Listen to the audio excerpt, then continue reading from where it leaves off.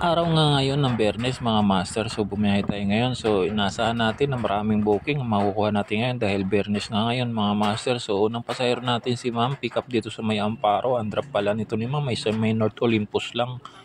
So titingnan natin mga master kung makakailang rides tayo ngayon, kaya tapusin nyo yung video hanggang sa dulo kasi ilalagay ko yan sa video ko kung nakailang rides ako, kung magkano kinita ko. So ngayon nga, pagka-drop ko dito ngayon sa North Olympus is pinasukan na agad tayo ng booking. Papasok pa lang tayo ng gate ng North Olympus, may booking na agad tayo mga master, kaya naka auto accept kasi tayo. So yun mga master, makakarami tayo ngayon, pero kung napapansin nyo, umalis kami ng hindi nakakaputi, pero pag drop ko dito ay nakakaputi na kami dahil umulan na nga mga master.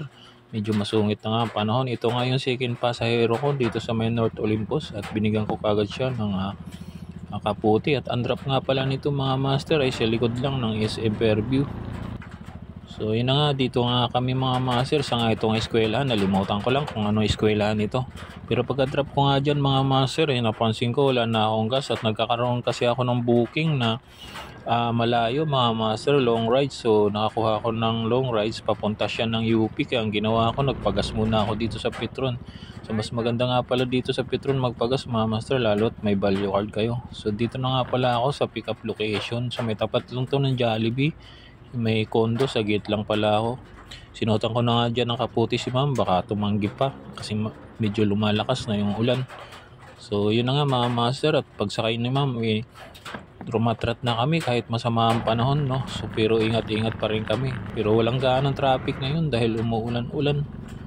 Yan, pagka drop ko nga dito kay ma'am sa UP campus, yun, nagkasunod-sunod na yung booking natin. Talagang inulan na tayo ng booking habang umuulan rin ang booking mga master. So ito talaga yun mga master, pagka drop ng pasahero kailangan mong bumaba dahil kailangan mong iligpit yung kaputi, at ang helmet naman ay ilalagay mo sa top box mo para hindi mabasa.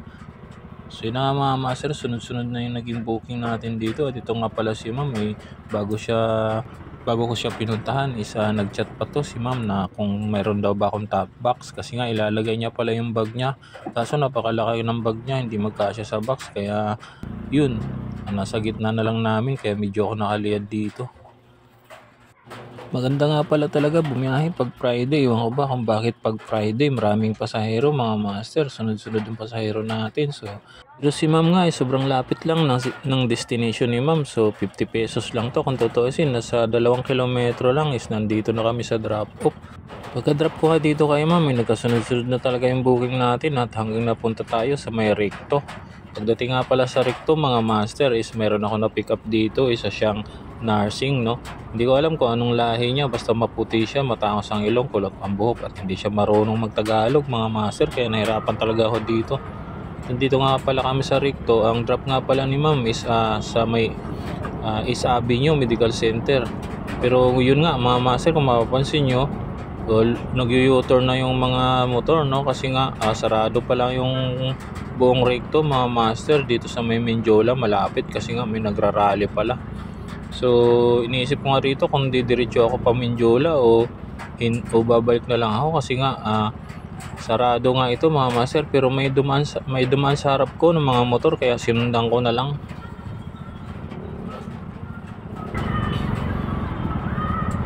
Yun na nga mga master, sinundan ko yung mga motor, at pagdating nga doon sa dulo mga master, yun ang sarado nga tong Recto na to. Sa kabila lang yung nadadaanan mga master, sa kabila ay sarado kasi nga may nagrarally dito sa dulo. Dito sa may mismo tapat ng stoplight sa may Menjola mga master, napakarami nagrarally mga estudyante, at naririnig ko nga rito yung akbayan. So pagdating nga dito sa dulo ay talagang kala namin makakasingit kami, so wala pala talaga kaming madadaanan, kaya ang ginawa namin, nag-u-turn na lang kami dito sa may pedestrian at bumalik. At inisip ko mag-Espanya na lang ako. So pagka-u-turn nga namin dito, sobrang traffic mga master, kasi grabe, ang daming tao dito, nagrarally sila. Yun na nga mga master, kung nakailang biyahe tayo ngayon. So umpisa tayo pala mga master ng 7:18 ng unang booking natin mga master. Last booking natin is 5:10 mga master, at naka 20 rides tayo, at meron tayong earnings na 1.6 mga master. So yun lang mga master, maraming salamat hanggang sa muli.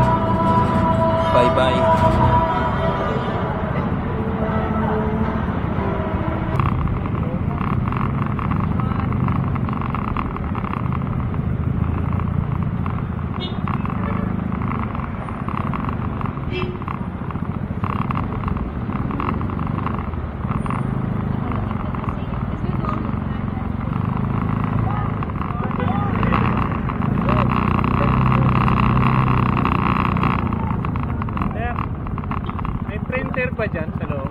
Wala. Printer shopper. Saan? Sa likod? Ikot pa kami.